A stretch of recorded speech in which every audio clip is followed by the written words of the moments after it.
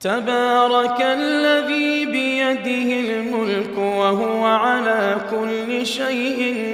قدير